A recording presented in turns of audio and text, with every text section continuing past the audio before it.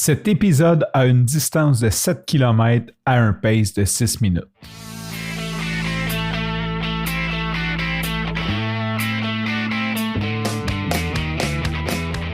Après 4 ans d'absence, je suis de retour avec Coach Bill pour la saison 2 du podcast Coureur.eu. Dans cette saison, on veut rendre accessible le monde de la course à pied par des discussions entre nous et divers acteurs du milieu. Notre mission, vous accompagner à vous remettre en forme grâce à la course à pied.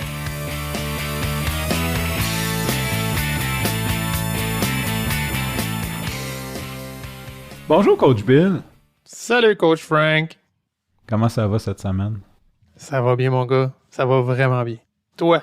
Moi ça va à merveille. Avant de commencer, j'avais la question la plus importante du show. As-tu couru cette semaine? Ben oui, j'ai couru, mais c'est une semaine un peu plus tranquille. J'étais dû pour une semaine de cool-down. Là. J'ai eu un gros été. Cette semaine, là, j'ai droppé un peu le millage, mais j'ai quand même fait quelques petites sorties de course. Puis toi, as-tu couru? Oui, j'ai couru. J'ai fait ma plus longue sortie en entraînement et non ma plus longue sortie à vie. 32 km, je m'entraîne pour le marathon dans quelques semaines et c'est ça, je suis très fier, j'ai survécu, je ne suis pas trop raqué aujourd'hui et je suis même capable d'enregistrer un podcast avec toi. Il y a quelqu'un d'autre dans le studio, c'est qui ça? Ben oui, on a Kevin ce soir, on a enregistré un épisode duo puis finalement on a accroché Kevin parce que le sujet est intéressant de traiter avec lui. Kevin, c'est mon partenaire de course depuis quand même plusieurs années. Puis, on s'est lancé un défi il y a une couple d'années de faire courir toutes les rues de Trois-Rivières. On est tous les deux résidents de Trois-Rivières. Puis, on s'est lancé le défi de courir toutes les rues. Mais premièrement, Kevin, moi, ce que je veux savoir, la question importante ici sur le podcast, as-tu couru cette semaine? Salut en passant, les gars. Ben oui, j'ai couru. J'ai fait une soixantaine de kilomètres. C'est une semaine de cool-down aussi. J'étais en préparation pour le marathon de Québec le 1er octobre. Aujourd'hui, je courais des rues encore, mais pas de Trois-Rivières. Je suis rendu dans les alentours, là. Je suis allé me perdre dans le fond de Yamachiche. Pour vrai, je me suis ramassé dans un rang de terre, puis il n'y avait plus de GPS, il n'y avait plus rien. Puis j'étais vraiment... Pour vrai, j'étais perdu, puis j'étais obligé de faire une plus longue distance que prévu, là. Mais finalement, j'ai trouvé mon chemin, puis j'étais un peu fatigué. Mais je suis là avec vous autres pour pouvoir parler de notre défi, là. Fait que t'étais à quelques kilomètres que genre on t'attende sur le studio puis tu vas pas là. Non, mais moi j'étais sur le bord d'essayer d'appeler quelqu'un pour venir me chercher, là, pour vrai, là. L'hélicoptère. Ouais. Ça doit bien aller appeler quelqu'un quand t'as pas de GPS. Viens me chercher, je suis entre 3 conifères et un boulot. Pour vrai, aucune idée de ce que j'étais, mais c'est ça. Strava me l'a dit à la fin de ma course. Puis, tu as parlé de marathon bientôt, mais peux-tu juste nous faire un petit topo rapide? C'est quoi ton histoire de coureur, toi?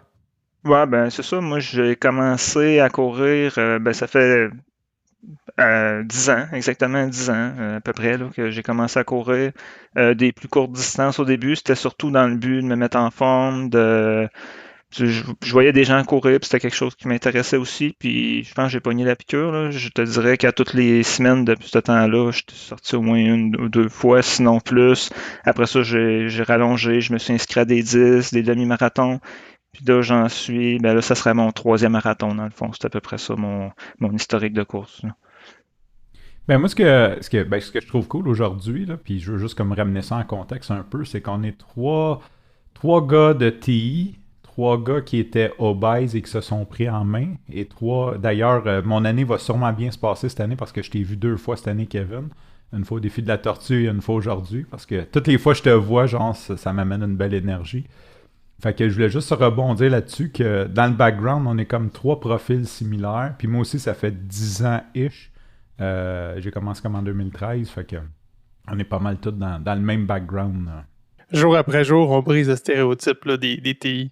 Ou on crée le nouveau. Genre bientôt, les gens ils vont passer à des gens de TI, ça va être des gars avec des lunettes qui courent.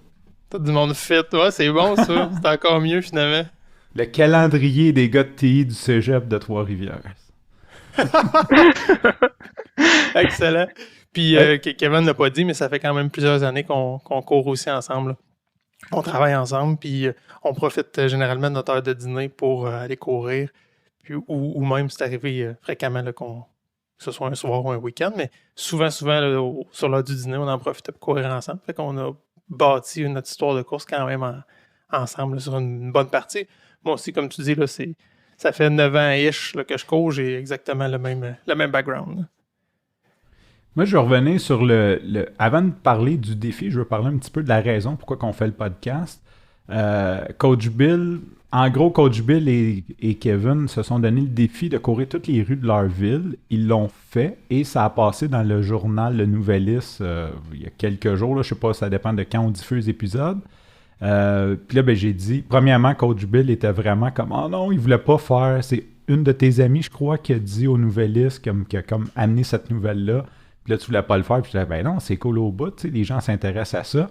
Puis là, j'ai dit à Coach Bill, j'ai dit, on devrait rebondir là-dessus, en profiter pour faire un épisode parce que sur ton défi, parce que c'est vraiment cool. Il y a sûrement des gens que ça va intéresser. Peut-être qu'ils vont être intéressés à le faire, savoir comment que ça s'est décidé, quel truc que vous avez utilisé, comment qu'on mesure ça, etc. Et je connais ta rigueur. Puis Coach Bill, il a dit, je veux pas faire comme de la self-promotion pour mon défi. Puis j'ai dit non, on veut vraiment... C'est une histoire inspirante qui va aller à la communauté. Puis on a décidé d'inviter Kevin. Fait qu'aujourd'hui, c'est pas vraiment un duo, puis c'est pas non plus un format entrevue, dans le sens qu'on est comme... On est rendu trois co-animateurs, on va dire ça, pour cet épisode-ci. Fait que, oui, est-ce qu'il y en a un de vous deux qui veut me parler de c'est quoi ce défi de malade-là, puis quand est-ce que ça a parti, c'est quoi l'origine?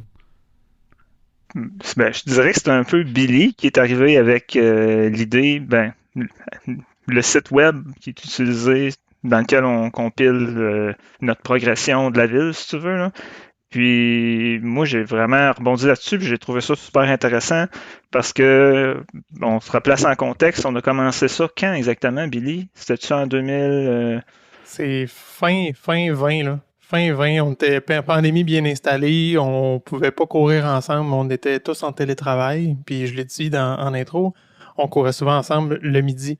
Mais là, le midi, on n'était plus ensemble, on était chacun, oui, on était à Trois-Rivières, mais on était à plusieurs kilomètres un de l'autre.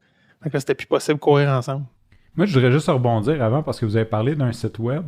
Fait que là, je comprends qu'il y a le défi puis il y a le temps, mais c'est quoi? C'est Bill qui a fait un site web custom pour ça? En fait, c'est que je suis parti une fois dans mon quartier, puis je connais les rues de mon quartier. C'est une place où j'ai couru souvent. Puis là, je suis parti un midi, puis je dis, hey, je suis peut-être capable de faire toutes les rues, mais de mémoire. Juste y aller, puis je vais faire le tour, je vais courir toutes les rues de mon quartier. Quand je suis revenu, j'ai regardé ma map Strava et il me manquait à peu près 300 pieds, un petit bout de rue là, qui connectait deux rues que j'avais pas faites, mais j'étais vraiment allé de tête là, sur un genre de, je dirais, 7-8 kilos à peu près. Là. Fait que c'était pas juste deux rues, là, c'était avec un quartier assez rond. Là. C'est pas un quadrilatère. C'est là que ça m'a donné l'idée. Hey, écoute, c'est sûr que ça se répertorie, ça, puis qu'on peut exploser ça. Puis j'ai trouvé le site web qui s'appelle City Strides. Souvent, les gens qui vont faire justement toutes les rues d'une ville ou d'un secteur, on va les appeler des striders.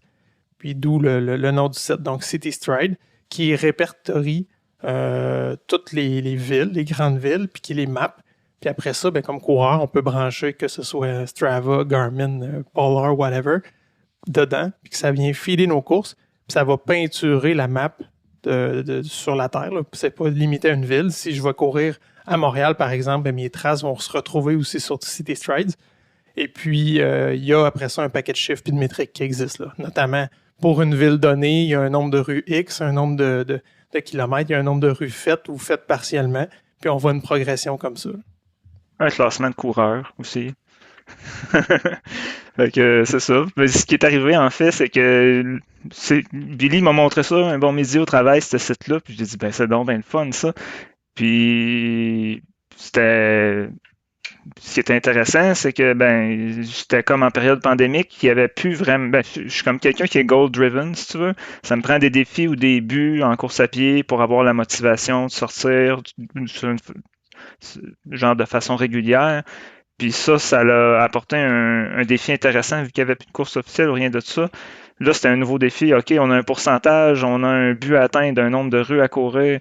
Fait que là, j'ai tout de suite embarqué là-dedans. C'est comme lancer un petit défi au début, un petit peu compétitif entre nous deux parce que je pense que Billy, t'es venu courir les rues de mon quartier sans me dire, hein, durant que je travaillais. J'étais parti, j'avais un après-midi de congé, puis j'ai dit, tiens, je m'en vais faire toutes les rues de son hood. Lui, il était en télétravail, il était là, dans ces rues-là. J'étais allé faire toutes ces rues, puis j'avais intitulé ma course Shot Fired. Puis j'y ai partagé, dit, tiens, mon gars, moi, j'ai fait ton quartier, je te own. Puis le soir même, je pense que je suis allé faire le sien. Puis là, j'ai dit, la guerre est partie, là. Fait que on se lance là-dedans. Fait que c'est de même que ça a commencé. C'est excellent, ça. Cette petite compétition-là, c'est vraiment gars, ça. Ah oui, sain et sympathique, là. Tu sais, c'est correct, mais compétitif pareil. Là. Ah oui, c'est ça. Puis au fur et à mesure que c'est ça, ben au fur et à mesure que ça avançait, ben on a peaufiné nos techniques pour pouvoir mapper un quartier, pour pouvoir euh, f- faire ça de façon optimale, si tu veux, là. Oui, parce que c'est ça, t'as beau avoir une map qui compte ton pourcentage d'effets, mais je veux dire, faut quand même, tu sais, c'est quand même grand, Trois-Rivières, là, je veux dire, tu peux pas, il y a un moment donné, tu sais, tu fais 30 km, tu fais 15 allées, 15 revenir, il y a une logistique, il doit y avoir des rues qui sont pas accessibles non plus, là, qu'on voit pas, là, des sous-rues, comment vous avez fait pour démêler tout ça, justement, c'est quoi le plan tactique, là, que vous avez pris pour dire, on va tout faire les rues, puis être sûr de pas en manquer, puis tu veux pas faire la même 50 fois non plus, là? Je te dirais qu'au début, c'était artisanal. Tu sais, quand on s'est lancé là-dedans, on s'est dit, ça se peut-tu? Ouais, on le fait, mais tu sais, chaque jour, là, quand tu vois que le pourcentage ne monte pas si vite que ça, tu te dis, OK, c'est une affaire de débile qu'on devrait faire là, puis on finira jamais ou on va y arriver. Mais évidemment qu'il a fallu embarquer justement un peu de stratégie là-dedans là, pour que ça soit réaliste. Là. Puis au début, moi, je faisais mes maps sur Strava. Là. Je faisais mes parcours, j'essayais de éventuellement optimiser ça. Puis j'oserais dire, Kev, je te swing la balle, mais à un moment donné, on s'était développé une capacité qu'on regardait une map, là, puis c'était intuitif. Là. On sait comment la mapper pour aller chercher les rues sans repasser à la même place puis être optimal. Ouais, exact. C'est comme développer des algorithmes, de dire, OK, quand il y a 3 rues, je passe de telle façon, ça va faire les 3 rues, j'ai pas besoin de repasser 2 fois à la même place. OK, ici, ça, c'est un cul-de-sac, mais je vais essayer, y a-tu un petit bout dans le bois qui rejoint une autre rue, tu sais, je pourrais sauver des distances en faisant ça. Fait que oui, on s'est développé des trucs, des façons de faire, de mapper aussi, sur City Strides, avec Strava. Puis après ça, on utilisait, parce que là, c'est beau avoir une map, puis tout ça, mais il faut quand même l'exécuter une fois qu'on est dans la rue. Là. Fait, faut avoir des genres d'outils qui nous dirigent pour dire quand tu arrives à telle rue, tourne à droite, parce que pour vrai, là, il y en avait des courses qui avaient une soixantaine à 70 instructions. Là. Fait que t'as beau te souvenir par cœur d'où est-ce qu'il faut que tu cours, mais tu peux pas te souvenir par cœur de tout ce que tu as à faire. Là. Fait que c'est un petit outil qui te dit où tourner, ça l'aide beaucoup, admettons. Là. Puis cet outil-là, c'était sur le téléphone, j'imagine. Oui, exactement, que je traînais avec moi. Une petite oreillette Bluetooth, là, pour pas que tout le quartier entende que je t'apprête que je t'apprête faire le tour des rues. Là. Okay. Puis ceux que ça intéresse, là, ça se fait sur le site qui s'appelle rungo.com. Puis sur Rungo, on peut aller faire une map, là, pareil comme sur Strava, Garmin, préparer le parcours. Puis après ça, ben ça fait du turn by turn. Pareil comme un GPS de voiture, là, dans 100 mètres, tourner à droite sur telle rue. Ça nomme même les rues la plupart du temps. Et puis, il y a moyen d'écouter ta musique en même temps. Fait que tu écoutes ta musique, puis c'est un voice-over qui te dit quand tourner, quand faire même 180 quand on est dans un cul-de-sac, ou ça donne quelques petites indications, là, style vous êtes rendu à la moitié du chemin ou des choses comme ça. Ça, c'est vraiment utile quand on avait des parcours plus complexes, par exemple. C'est sûr que de faire un carré de deux grandes rues, ça va, là. Mais quand c'est des quartiers un petit peu plus funky, là, avec des rues rondes qui ne débouchent pas tout le temps, là, ça valait la peine de préparer. Là. Puis comme Kev a dit, à un moment donné, on voit les patterns. Il y en a qui sont plus faciles que d'autres. Mais des fois, juste à prendre quelques minutes à préparer le parcours, on sauvait une quantité assez importante de distance. Là. On l'essayait d'un sens. Puis, OK, non, si je rentre ici en premier puis je fais un petit demi-tour là, ben je vais sauver des fois 500 mètres, 1 kilomètre. Là. Fait que sur la longue run, ça paraît. Là. Puis tu nommais Kev tantôt dans le bois. J'ai une histoire, moi, vraiment à l'ouest de la ville, à Pointe-du-Lac, où un matin, très très tôt, il faisait noir, puis j'ai pris une chance sur une track de skidoo là, pour me sauver 3 km de retour sur une route. J'ai vu une trail de skidoo, je l'essaye, mais j'aurais pu revirer de bord après 1 kilomètre. J'étais chanceux, elle était suffisamment tapée, puis elle a débouché où je voulais. Mais c'était un risque comme ça là, pour sauver un 3 km de retour de des rues que j'avais déjà faites finalement. Oui, parce que sinon, elle aurait pu virer à droite quelque part sans que tu le saches, puis tu te ramasses une zone de chasse. Il n'y a rien qui le dit. Tu te fais fesser par un gars chaud en skidoo pour sauver 3 km. Tu parles de zone de chasse, puis je vais rebondir là-dessus. Ça m'est arrivé un midi, je m'en vais dans une rue, puis selon le site de City Strides, la rue va beaucoup plus loin que l'asphalte. Fait qu'il y a la partie asphalte, mais là, c'est vraiment rendu, il y a un bout que c'est pratiquement en voiture, là, mais c'est du sable. Puis là, plus ça va, plus il y a plus tant de voies, puis c'est vraiment un single track, puis je suis dans le bois.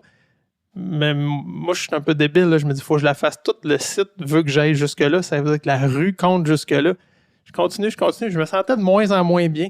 Jusqu'à ce que je trouve des douilles de 12 à terre, littéralement. OK, c'est un premier signe, mais je vois une pancarte là-bas, je vais me rendre. Je me suis rendu.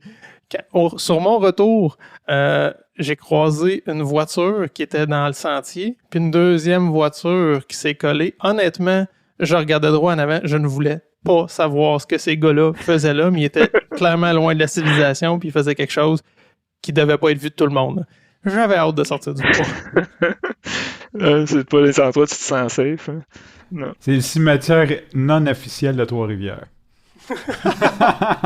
Puis on a fait chacun sur notre côté, on a fait ensemble aussi.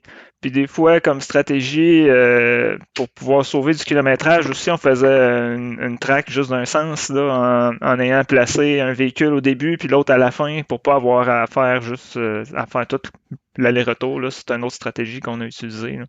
Fait que vous partiez deux voitures. Mettons, on laisse l'auto à l'arrivée, vous repartez les deux au départ, vous courez, puis après, mettons, Bill vient te reconduire à ton auto. Exact. C'est ça, on a fait ça peut-être à quelques reprises, une ou deux fois peut-être. Juste pour nous aider un peu. Là. J'ai déjà fait du drop and back aussi, là, où je demandais à ma blonde de venir me porter à 15 km aux limites de la ville, par exemple, puis je partais de là, puis je m'en revenais chez nous. Là. Je faisais tout ce rang-là ou cette route-là. Puis je sauvais l'aller-retour. Là. Ça, je l'ai fait quand même quelques fois aussi. Là. Moi, j'allais le faire à Bixi à Montréal.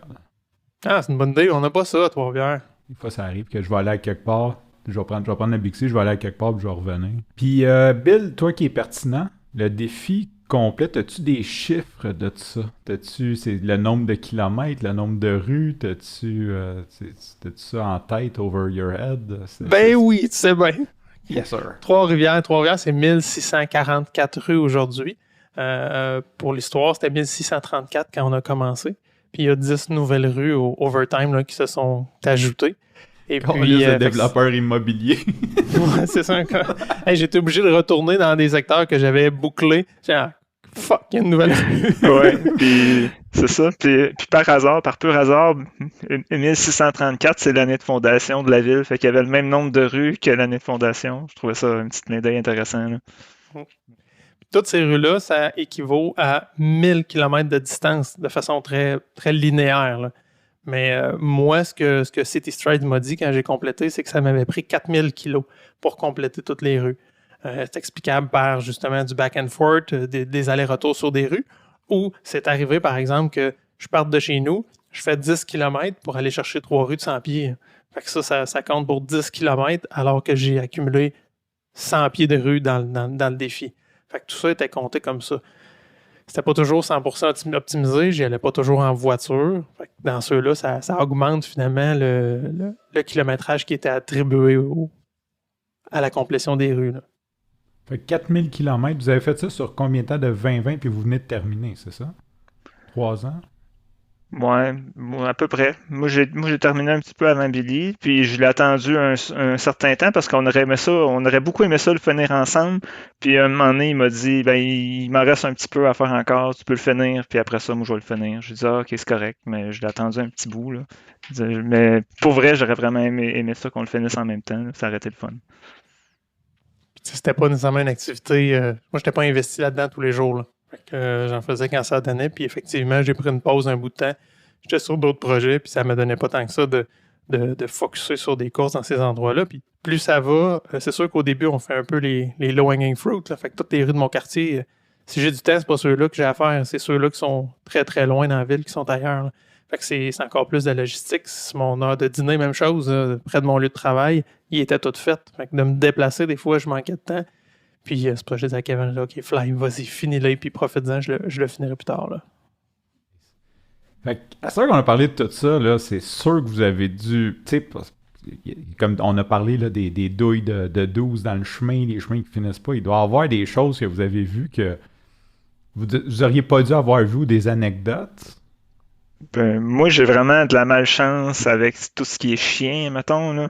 Ils me partent. À chaque fois qu'il y a un chien, c'est sûr qu'ils vont me partir après. Puis là, ce qui arrive, c'est que quand tu vas dans des rues qui sont plus obscures, aux confins de la ville, ben c'est des chemins de terre des fois, puis il y a une maison au bout, puis ces gens-là, ben ils laissent le chien dehors, hein, parce que tu sais, il n'y a jamais personne qui va courir dans ces rues-là, là. Fait que Ils veulent pas qu'il y ait personne, en fait. C'est probablement. pour ça qu'ils ont ils un chien. Ouais, c'est ça. Puis le chien, ces chiens-là, ils m'aiment beaucoup, là. Fait que, oui, j'ai souvent eu affaire à des chiens qui sont partis après. Fait que je suis rendu expert dans, tu sais, pour gérer les chiens qui s'en viennent sous moi. Est-ce que j'y crie après? Est-ce que je me sauve? Est-ce que j'arrête puis je le flatte? Fait que, je m'en viens pas pire. Puis j'oserais dire que toi, t'aimes pas les chiens. Tu sais, Fait que ça aussi, ça ajoute, là. Fait que moi, je me souviens d'une fois où il y a un petit chien qui est parti à nous jouer après. Il était pas si gros que ça, mais disons qu'il est sorti de nulle part. Ça a été surprenant. Puis quand on a regardé le tracé cardiaque de Kevin, après, il y avait un bon spike de 25 battements, là. C'était notable. Ouais, puis si le chien m'avait parti après, j'aurais probablement battu mon record sur le 1 km, là, fait que, ouais. Moi, c'était arrivé en Gaspésie. Le gars, il y avait un Rottweiler ou je sais pas c'était quoi le chien, le Doberman. Un espèce de chien de garde pas attaché, mais il est en Gaspésie, il n'y a personne. Hey, je passe là, toi, le chien me part après. Moi, je donne tout ce que je peux, puis bref, le maître a sorti, puis il a réussi à le rattraper, là. Fait que j'ai été chanceux, mais j'étais là, je vais me faire manger, là. Il m'aimait pas, ce chien-là, c'était clair. Même après, il le gardait attaché, parce que j'ai comme passé la semaine-là, fait qu'il savait que j'allais le repasser, fait qu'il gardait le chien attaché. Il voulait tout arracher. Quand je passais, là, le chien, je pensais qu'il allait arracher à la maison. Il était attaché après le balcon, là, puis j'étais comme, c'est balac. Ça va-tu tenir? Hey, il m'aimait pas pantoute. Moi, j'en ai croisé des chiens, mais tu sais, un Golden Retriever là, qui est juste heureux d'être content puis qui vient me voir, là, à part de que j'étais obligé d'arrêter parce que si je continue, il va me suivre, évidemment, là, puis que le maître vienne le chercher. C'est tannant, mais ça m'a pas dérangé. C'est arrivé souvent. Sauf une fois. Une fois où, honnêtement, je peux dire que j'ai eu peur à ma vie. Là. J'ai vraiment eu peur. C'était dans une petite rue un peu plus obscure. Puis il y avait c'était une journée d'hiver très glacée. C'était du verglas, puis c'était très glacé au sol. Et je rentre dans une petite rue, puis il y a un pitbull qui est sa galerie qui n'est pas attaché. Et il me part après. Là, j'étais « Ah, shit. » Puis j'ai continué mon chemin à pace régulier. J'ai juste rentré mes mains près de mon corps pour pas avoir mes mains trop accessibles là, qui me sautent dessus. Et le chien me fonçait dessus littéralement. Quand il est arrivé à peu près à 4 pieds de moi, il a glissé sur la glace parce que c'est très glacé. Il s'est cogné la tête sur mon genou. Il a été sonné, puis il est reparti la queue entre les deux jambes. Fait comme, ouf. Ouf. C'est sûr que j'avais une spike cardiaque aussi. Là, honnêtement, cette fois-là, j'ai vraiment eu peur. Là. I feel you. Sinon, il doit y avoir des coins, il doit y avoir des beaux coins, des coins que c'est le fun à visiter. Tu te dis, wow, ça existe pas, ça. Je savais pas que ça existait, c'est donc bien beau. Moi, mon coup de cœur, c'est. Puis là, je l'ai dit, puis il faudrait pas que ce soit trop populaire, là. C'est l'île Saint-Eugène à Pointe-du-Lac. C'est un petit chemin privé. Puis ça, j'y reviens après, c'est important. C'est une notion importante, chemin privé, puis des rues municipalisées. Il y a quand même une différence importante là, que j'ai appris dans le défi. C'est un petit chemin privé. Il y a peut-être, je sais pas, une vingtaine de maisons. C'est une espèce de petite presqu'île qui est avancée dans le fleuve Saint-Laurent. Puis c'est cute au bout, là. Des petites cabanes à pêche, des fours à pain artisanaux qui sont là. Il y a des canards tout le temps. Il y a une traverse de tortues avec une pancarte. Il y a littéralement des tortues qui J'en ai vu. Là, toi, t'en as vu en courant? Moi, j'en ai vu en courant. J'ai vu des bébés tortues qui traversaient la rue. Là. Ouais. Fait que c'est tout petit. C'est un super beau petit coin. Puis moi, j'étais allé quelques fois après quand je l'ai découvert, mais tu toujours plein de respect parce que c'est un petit coin, justement, où c'est très peu de gens qui vivent là. C'est leur rue, là. Puis, ce qui m'amenait à ça, il y a vraiment des rues dans les villes. Il y a des rues municipalisées, des rues publiques, puis il y a des rues qui sont appelées privées. Les rues privées, c'est que l'entretien est à la responsabilité, est à la charge des résidents.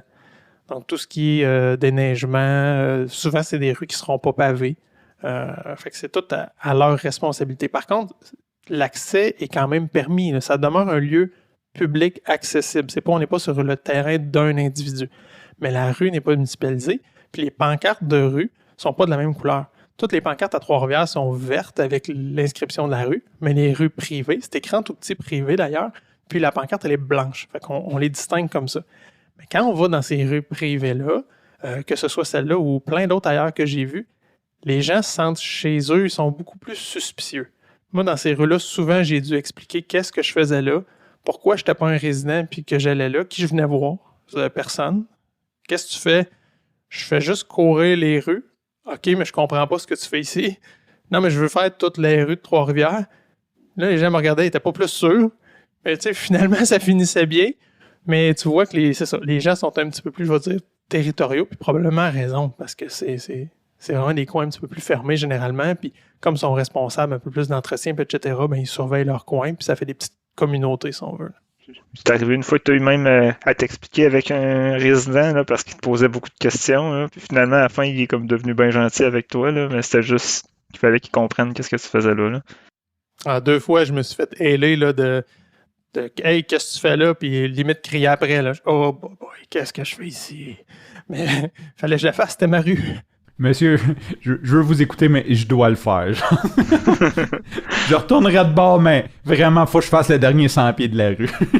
Ben oui. Ah, puis des fois, tu te sens vraiment chez quelqu'un. Là, le dernier 100 pieds de la rue, c'est son entrée de cours. Là, puis tu rentres quasiment dans sa porte de garage avant. Mais là, on a juste hâte que notre monte ou que Rongo nous dise que c'est le temps de virer de bord. Là, parce que là, je dis, ben là, il me semble que je rentre chez lui. Là, j'espère qu'il n'est pas là.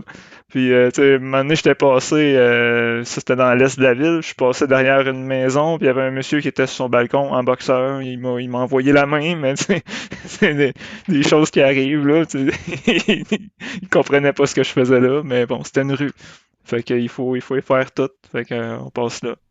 En parlant de boxeur, de monsieur en boxeur qui a envoyé la main, il doit avoir des coins plus crades, je veux dire, il doit avoir vous tombez sur des roulottes qui font du cristal mat, quelque chose? Pour vrai, quand on sait sont où nos petits quartiers un peu plus, tu sais, rock'n'roll, si tu veux, dans la ville. Puis, pour vrai, je sais pas si c'est un hasard, mais quand je suis passé dans ces coins-là, j'aurais aimé ça voir des choses, justement, qui sortent de l'ordinaire ou quelque chose comme ça, mais je te dirais que c'est peut-être même pas dans ces coins-là où ce qui est arrivé le plus d'affaires. Pour vrai, c'était vraiment tranquille dans mon cas, là. Toi, je sais pas, Bill, si t'as des histoires, par rapport à ça, mais je suis resté quand même surpris, là. J'aurais aimé ça avoir du crunchy pour ces coins-là, là. Mais t'es sûrement passé trop tôt.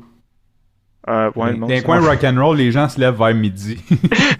Avant 3 heures, il n'y a rien qui se passe. Oui, c'est ça. J'aurais dû passer de soir ou de nuit. J'aurais peut-être eu plus de chance de voir de quoi. Mais pour vrai, il y a des coins que je suis passé de jour puis que je suis content d'être passé de jour. Là. Je te rejoins, Coach Frank. C'était assez. Là. Je voyais un peu les côtes. OK, ça manque d'entretien, pour dire vite. Là. Mais ouais, non, il y a des places que j'aurais pas voulu passer de nuit. Je me serais pas senti en sécurité à 100%, je dirais. Mais j'ai quand même, ce qui est cool, j'ai quand même découvert ma ville sous un autre angle où, quand on passe en voiture, là, quand tu vas quelque part dans une ville, peu importe, tu vas du point A au point B de la façon la plus optimale possible. Fait qu'on prend toujours les grandes artères, on prend toujours un chemin straight, puis comme conducteur, on se dépêche, fait que c'est toujours, on est alerte à aller plus vite, aller en avant, puis on porte pas attention à ce qui se passe autour. Là, en courant comme ça, puis en étant obligé de faire toutes les rues, ben nécessairement, on observe un peu plus, on a le temps de voir, on a le temps de... Puis moi, j'aime beaucoup nommer toutes mes courses. Sur Strava, là, ceux qui me suivent, là, il y a toujours un nom. Des fois, c'est quelque chose de très personnel, que je réfléchissais à quelque chose, puis je drop ça, mais souvent, ça va être avec quelque chose que j'ai vu. Fait que je me faisais aussi une mission pendant que je courais de dire, y a quelque chose que je peux voir qui serait intéressant à mettre parce que je vais mettre une photo ou mon titre de course va être représentatif. Mais ça, j'étais plus attentif. Mais j'ai découvert des coins de la ville super beaux comme d'autres. Tu dis, OK, on a un rouleau de parc à Trois-Rivières, je le savais pas. OK, c'est beau petit coin, c'est Non, c'est ça qui arrive. Différent. Oui, mais c'est ça, ça permet, en tout cas, je me suis intéressé d'un point de vue historique à la ville pour la première fois, ça a eu ce volet-là aussi, de dire où est-ce que je m'en vais courir, c'est quoi mettons, la toponymie ici, c'est quoi les rues, pourquoi ils s'appellent comme ça. Tu sais, j'ai comme plongé dans l'histoire, ok, ça ici c'est un vieux quartier ouvrier, c'est plus vieux, là quand on s'en va ailleurs dans la ville, ok, ça a été fait plus tard dans les années 60, voir comment ils ont fait les rues, puis tout ça, tu sais, tu sais, ça parle quand même en se promenant dans la ville, il y a comme une petite partie historique aussi tu sais, qui est comme reliée à ça. Puis comme étant curieux de nature, c'est sûr que j'ai pris du temps pour aller rechercher ça aussi. Tu sais, ça donnait un sens aux courses. C'était intéressant. J'ai une petite anecdote qui est très juvénile, mais que je trouve très, très, très drôle. J'étais allé il y a un coin, il y a une rue qui s'appelle Montbrun, à Trois-Rivières. Puis, il y a un monsieur qui son adresse, c'est 100, 100. Il reste littéralement au 100 Montbrun. Là, tu me rejoins, Coach Bill. Enfin, tu lâches la pertinence. On le salue. Bonjour, monsieur. On vous salue, monsieur au sang Montbrun. Ça c'est le genre d'affaire qu'avoir beaucoup d'argent, genre, je mettrais juste un alerte sur Centris quand ça se met à vendre, juste pour l'acheter, genre. Tu veux déménager à Trois-Rivières? Non, je veux juste avoir cette adresse-là. C'est comme à Laval, il y a la rue de la Butineuse, là, puis il y a une adresse, c'est 69 de la Butineuse. J'aimerais acheter cette maison-là, genre. Juste écrire ça sur une carte postale. Tu reçois un Firepass, je sais pas. Kevin, je sais pas si tu te souviens du plus petit boulevard au monde. C'était quoi déjà? Ça me revient pas. Le boulevard Labelle à Trois-Rivières, qui est... Honnêtement, je pense que quelqu'un qui a nommé ça avait de très grandes ambitions. Là. Pour vrai, là, la rue, elle a 30 pieds, puis il y a une chaîne parce que c'est la cour du gars, c'est son entrée. Là. Mais ça c'est s'appelle littéralement Boulevard. le boulevard Labelle. Ouais. Ça a pas développé comme il pensait. Je pense qu'il y a un promoteur qui a manqué son coup dans ce coin-là. Ouais, clairement. Qu'est-ce qu'on tire de tout ça, les gars? On dit-tu au monde de le faire? Hey, c'est un grand silence qui en dit long, hein? C'est un grand silence qui en dit long. Moi, ça a été... Tu sais, je vais être bien franc, là, c'est pas l'expérience d'une vie, là. C'est pas... Mon premier marathon a été plus gratifiant, je te dirais, je pense que ça, parce que tu l'as nommé, Coach Frank, tu sais, je pars d'un historique où j'étais super pas en shape, puis je pensais jamais pouvoir accomplir ça. Mais oui, ça reste un grand accomplissement. Je suis content, je suis fier. Ça m'a amené à voir plein de choses, à voir plein d'histoires. Moi, j'aime les histoires, j'aime raconter, j'aime ça. Fait que ça, c'est cool. Ça m'a rempli la tête d'anecdotes, d'histoires, puis de vécu, là, puis de voir ma ville. Ça, c'était nice. Mais je me lance pas en mission là, de faire toutes les villes du Québec. Là.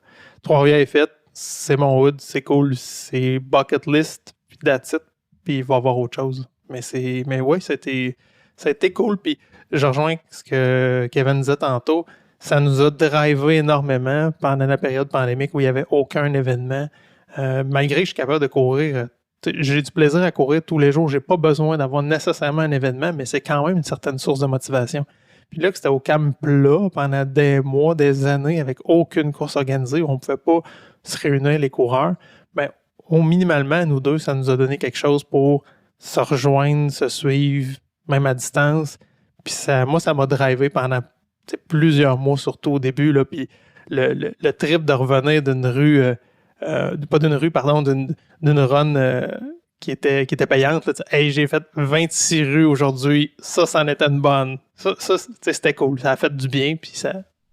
26 sur 1634. Ouais, mais c'est pas grave, c'est comme beaucoup. Puis là, c'est le fun. Mais à un moment donné, moi, j'avais du fun à les planifier aussi. Tu sais, j'en préparais 5, 6, 7, 8 d'avance. Tu sais, tu sais, moi, c'était de l'art. Là. Je dessinais le quartier, puis là, j'avais hâte d'aller les courir. Puis, puis en même temps, je rejoins aussi ce que Bill disait tantôt. Tu sais, moi non plus, c'est pas le plus grand des défis que j'ai fait. Dans le sens que moi aussi, la première fois que j'ai complété mon marathon, c'était un meilleur feeling, si tu veux. Mais par contre, j'ai commencé à faire les arrondissements autour. Là. J'ai commencé à l'est de la ville, Saint-Maurice. Je fais Yamachiche à l'ouest. Au nord, j'ai une partie de Saint-Étienne de fait aussi. J'étais prêt à rejoindre tout ça ensemble. J'aimerais ça prendre un peu d'expansion. Je sais pas jusqu'où ça va aller. Je fais ça à temps perdu. Puis, écoute, quand j'ai le temps, là, parce que c'est sûr que ces rues-là sont plus accessibles à partir de chez moi. Là. J'étais obligé de prendre mon auto pour faire 15 minutes. Là. Fait que, mais j'ai envie de continuer. Là. Puis ce que je trouve cool de ce défi-là, même si c'était, honnêtement, au début, je trouvais ça un peu fou, là. Ça avait l'air plus grand que nature, mais c'est pas une question de performance. C'est vraiment juste une question d'implication puis de discipline, de dire, OK, je vais aller faire mes rues. Mais honnêtement, tout le monde est capable de faire ça, là. Ça prendra le temps que ça prendra. On s'est pas dit, on a l'été pour le faire, puis on clenche, puis il faut faire ça à 4-10 du kilo, pas en tout. Fait qu'il n'y a aucune notion de performance, ni même d'endurance, parce que j'aurais pu faire une sortie de 1 km à la fois, puis de faire 3-4 rues, puis ça aurait été fonctionnel. Fait que ça aussi, c'est le message que je veux lancer. Il n'y a pas de notion de performance là-dedans. C'était juste vraiment un driver pour nous accrocher à quelque chose, de rendre ça un peu ludique, puis de garder un focus. Mais tu sais, quand on regarde la carte là, qui est toute peinturée en mauve, là, c'est quand même impressionnant quand on la regarde. Là, moi, en tout cas, je suis quand même super fier. Là. Moi, quand je le dis aux gens, j'ai fait ça 3 fois, ils font comme « Ah ouais, c'est cool ». Quand je leur montre la carte, ils font comme « Oh shit! Okay. Ouais, c'est ça. » Trois-Rivières, avant, c'était quand même pas si grand. Là. On imagine, le centre-ville, il y a 12 rues peut-être. C'est pas ça, là, mais dans l'esprit collectif. Mais Trois-Rivières est une ville fusionnée, comme plusieurs au Québec. Fait que c'est quand même, ça couvre quand même un bon territoire. Là. C'est assez large. Puis quand on commence à énumérer, pour les gens qui connaissent un peu, là, de Pointe-du-Lac jusqu'à Sainte-Marthe, puis au nord jusqu'à Saint-Louis-de-France, là, OK, ouais, là, ça capte un peu plus cet esprit. C'est grand, puis c'est beaucoup de trajets. Là. Non, c'est ça frappe l'imaginaire des gens là, quand ils voient la carte qui est toute beurrée en mauve, là, c'est sûr. Si tu dépasses beaucoup et que tu passes devant le parc Maisonneuve, ben, tu viendras me dire bonjour. Si je me rends à Montréal, là, c'est bon, là. Qui sait, écoute, on l'a dit, il n'y a pas de performance, il n'y a pas de temps. Ouais, peut-être un moment donné, m'avoir 86 ans, puis il y a quelqu'un qui va sonner à la porte. C'est sûr, je vais arrêter dans le studio. Yes, sir. Je pense qu'on a fait le tour. C'est inspirant, ça me donne le goût. Surtout moi, je suis peut-être un petit peu moins organisé que vous. Mais tu as accès à beaucoup de rues, par exemple. Tu as accès à beaucoup de rues. Je pourrais commencer par Rosemont, mettons. Ouais. Là, sans faire Montréal. Là, parce qu'il y a des bouts de... C'est quand même long, Montréal. Là. Ça a 60 de long, là, je pense, quelque chose comme ça. Là. Tu sais, quand je reviens, mettons, d'Ottawa, là, puis que je rentre sur l'île, là, on dirait que c'est long avant que je sois chez nous. Là. Je reste dans l'Est, là, la traversée d'Ouest en Est. Là. Je pourrais peut-être commencer par... Hein? En auto. Oui, en auto. Fait que j'imagine à peine la courir, mais je pourrais peut-être commencer. Ça serait surtout le défi d'organiser mes courses. Parce que hier, justement, j'ai eu un beau message sur Strava parce que j'ai fait ma plus longue, mais j'ai fait 16, 180, puis je suis revenu. Fait que Bill l'a noté. Mais ça, c'est moi parce que comme je prépare rien, je vais juste à quelque part, puis genre comme, OK, ben, j'essaie de me timer pour revenir. Puis comme je sais que celui-là, c'est 16, puis si je prends un autre chemin, ça se peut que ça fasse 14 ou 18, je reprends le même, tu sais. Fait que ça serait peut-être bien de me donner cette discipline-là. Peut-être que je sortirais de mon instinct, mais que ça me permettrait de découvrir d'autres spots que je connais pas. Ben même si c'est pas une fin de faire un secteur, je t'invite à le faire, c'est cool, là. Puis je rappelle les outils City Strides, le site web City Strides auquel vous pouvez lier votre compte whatever Strava Garmin qui va automatiquement uploader vos courses. Vous allez voir votre map se peinturer. Puis juste même le faire au départ, c'est le fun de voir tout ce qu'on a déjà parcouru parce qu'il va chercher l'historique. Puis on voit déjà partout où on a passé. Pour vrai, c'est cool. Là. Ça rappelle les souvenirs. Moi, quand je regardais ma map, je dis, ah oui, c'est vrai, à telle course, j'ai fait ci. Ah oui, c'est vrai, je suis allé dans tel secteur, j'étais avec telle personne. Fait que c'est le fun à voir comme ça. L'autre outil qui était RunGo. Ça aussi, je vous le suggère fortement pour faire de la planification, surtout si vous êtes dans un coin que vous ne connaissez pas bien. Préparez votre map là-dessus, même si elle est simpliste, c'est pas grave, mais au moins ça va vous guider, ça va vous dire quand tourner, puis ça enlève une certaine charge mentale aussi au niveau du trajet. Vous pouvez vous concentrer sur voir le paysage, puis profiter de la vibe de votre course. Hein. Ouais, on va tout mettre ça. Je vais mettre aussi, en fait, je dis mais tu vas mettre, Coach Bill, le lien vers l'article du Nouvelliste. Il va vous demander de vous inscrire si vous voulez la lire au complet. Vous pouvez vous inscrire gratuitement pour le lire. Ce que je n'ai pas fait encore. Je fais ça en terminant. Sinon, avez-vous quelque chose à plugger, messieurs, cette semaine? Moi, cette semaine, je vais vous parler de... Moi, je vais vous ramener dans le monde de la course. Le gear, puis surtout les casquettes cielées, C-I-E-L-E. Honnêtement, moi, quand arrivait l'hiver, là, je détestais ça parce que je suis obligé de mettre une tuque sur ma tête. J'aime pas ça. Je cours jamais avec une casquette. Ça serre la tête, on n'est pas bien. Depuis que j'ai découvert les casquettes cielées, j'ai presque toujours une de mes casquettes, j'en ai plusieurs maintenant. Elle est confo, ça sert pas. On peut la mettre en plus funky. Il y en a qui vont me reconnaître. On peut lever la palette dans les airs à la Adibou. C'est vraiment cool. Puis il y en a qui le design est vraiment fait. J'en ai une, entre autres, qui est au profit de la Fondation En Cœur. Puis sur le dessus, elle est verte forêt, là, bien straight comme tout le reste du cap. Par contre, dans l'intérieur de la palette, c'est un espèce de damier, 2 teints roses avec le petit logo distinctif de la Fondation En Cœur. Fait que celle-là, j'aime bien ça la mettre, là, la palette dans les airs pour faire une promo. Puis ça attire le regard. Puis en plus, ça permet de jaser de la cause. Mais bref, Produit Cielé, qui est une compagnie québécoise puis qui a explosé dans le monde de la course. Là. Levez les yeux, vous allez regarder les coureurs. Je dirais 80% des coureurs maintenant ont ces casquettes-là. Moi, je dirais même quand je vois quelqu'un en auto qui a une casquette Cielé, je me dis c'est un coureur. À moins qu'il n'y ait pas de l'air d'un coureur, là, mais généralement, quand je vois quelqu'un qui a une casquette Cielé, je suis comme, OK, lui, c'est sûr, c'est un coureur. Bon, ben moi, je vais y aller avec ma plug. Je veux plugger les breuvages Mox. C'est je dirais 2 amis et demi. Il y a quelqu'un, d'après vous, le demi, si j'ai couru 4-5 fois avec cette personne-là, est-ce que je peux dire que c'est un ami ou c'est comme pas un ami? Ah, c'est un chum de course. C'est un chum de course. Fait que 2 amis et un chum de course et d'autres mondes là, d'impliquer d'ailleurs, mais eux sont vraiment les investigateurs du projet. C'est des prêts à boire non alcoolisés, donc des mocktails en canette, un peu comme Atypique. Leur différenciation, c'est que Dom, celui qui a vraiment parti le projet, mon demi-ami, mon chum de course, c'était un mixologue, puis il trouvait que toutes les boissons sans alcool, il manquait la chaleur de l'alcool. Fait qu'il a comme développé lui-même ses propres recettes, et là, ils ont réussi à les commercialiser. C'est très goûteux, il y a des fleurs, du gingembre et tout. Je sais qu'il y a des coureurs, des fois, pendant l'entraînement, qui vont limiter leur consommation d'alcool, ou il y en a qui boivent tout simplement pas. Fait que je vais leur faire un gros shoot-out. Ils ont travaillé fort, ils ont vraiment réussi à changer le milieu. Moi, j'ai vu l'histoire du back-end, et il n'y avait pas il n'y a personne qui a fait ça, d'utiliser des produits naturels dans des canettes. Généralement, c'est toujours des produits synthétiques, des fausses saveurs. Eux, ils ont vraiment parti des produits bruts.